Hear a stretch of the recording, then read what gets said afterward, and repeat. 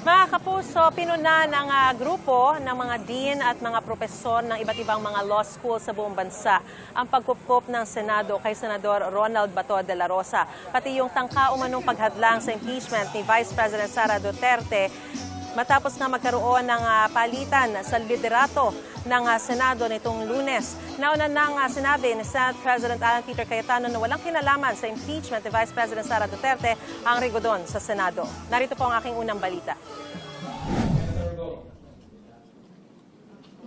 Kinondena ng 32 mga dean at propesor mula sa iba't ibang law school sa bansa ang tangkaraw ng Senado na hadlangan ang impeachment trial laban kay Vice President Sara Duterte. Tinukoy nila ang biglaang pagpapalit ng liderato ng Senado sa araw ng i-impeach ng Kamara ang pangalawang Pangulo. Umupo bilang Senate President si Senador Alan Peter Cayetano matapos makumpleto ang 13 boto dahil sa paglabas ni Senador Bato de la Rosa na halos 6 na buwan na hindi nagpakita sa sesyon.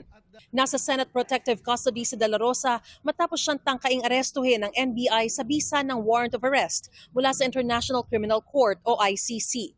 Binatikos din ng mga eksperto sa batas ang pagdedesisyon umano ng Senado na i-adopt ang definisyon ni dating Senate President Cheese Escudero sa salitang forthwith na sa kasamaang palad daw noong panahong iyon ay kung kailan naisin ng Senate President. Pinaalalahanan din nila na hindi opsyon ng mga senador ang tumangging umupo bilang impeachment court.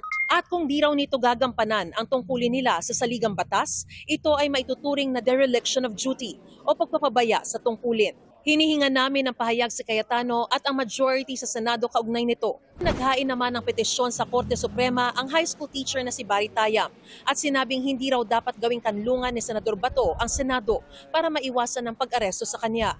Sa isang pahayag na nawagan naman, ang Catholic Bishops' Conference of the Philippines o CBCP sa Senado na agad magtipon bilang impeachment court para sa paglilitis kay Vice President Sara Duterte.